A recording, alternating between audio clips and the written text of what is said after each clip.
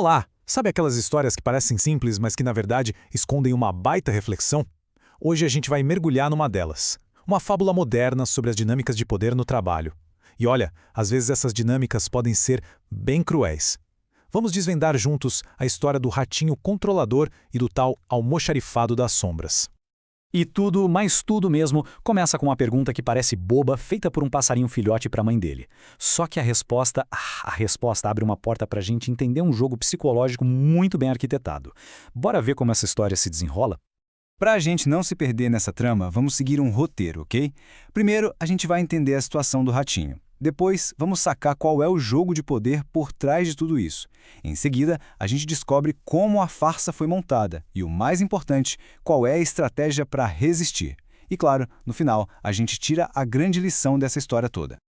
Então, a cena é a seguinte: um filhotinho de pássaro super curioso, conversando com a mãe, que é bem sábia. O filhote está lá com a pulga atrás da orelha, sem entender por que um ratinho sem experiência nenhuma foi parar de repente cuidando de um almoxarifado. E é aí que a mãe começa a desenrolar o novelo e explicar o que aquele trabalho significava de verdade. E logo de cara, a mãe já solta a primeira grande verdade. O ponto todo não era organizar nada, nem lápis, nem globos, nem coisa nenhuma. Aquele cargo não foi criado para gerar algum resultado. Pelo contrário, ele foi desenhado para ser uma forma de isolamento, de pressão psicológica, para que o ratinho se sentisse, completamente inútil, sabe? Sobrecarregado pelo próprio vazio.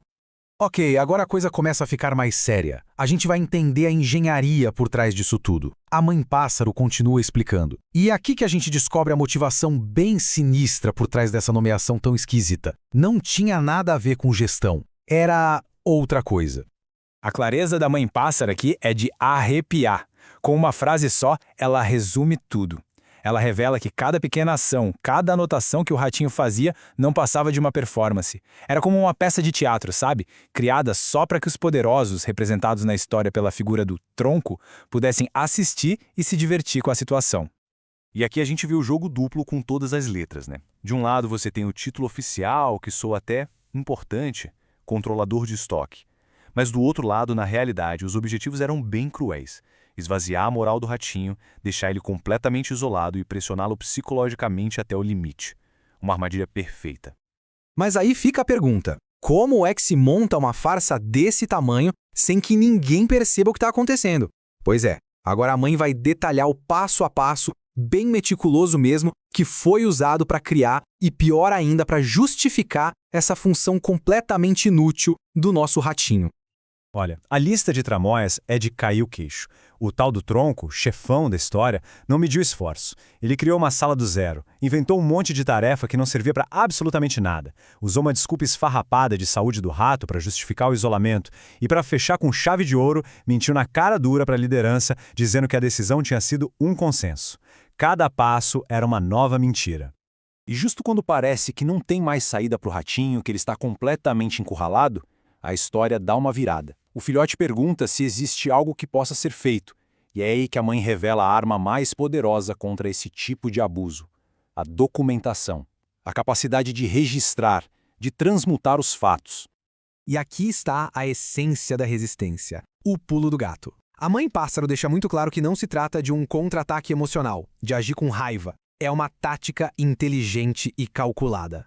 Pensa bem, num jogo onde a verdade é distorcida o tempo todo, ter o registro dos fatos, isso se torna a maior fonte de poder. Tá, mas como fazer isso na prática? A estratégia vem em 3 passos bem claros. Primeiro, documentar cada ordem sem sentido, cada mentira, transformar em registro. Segundo, usar esses registros para provar a arbitrariedade das ações. E terceiro, que é genial, transformar até o deboche, as risadinhas dos poderosos em testemunho da injustiça. É um método para converter toda aquela negatividade em evidência concreta. E agora a gente chega na conclusão da nossa análise. O momento em que a fábula se conecta de vez com o mundo real, o mundo corporativo.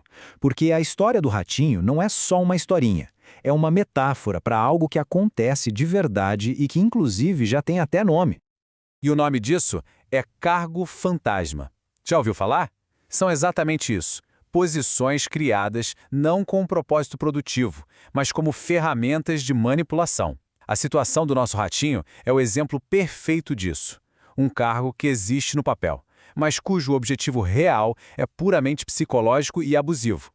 Então, a lição principal aqui é extremamente poderosa. Diante de uma situação de cargo fantasma ou de qualquer tipo de assédio velado, a documentação é o que transforma aquela sensação de vazio e de injustiça em algo tangível, em prova, em evidência que não pode ser negada. A fábula termina com um pensamento que é, na verdade, um grande alerta.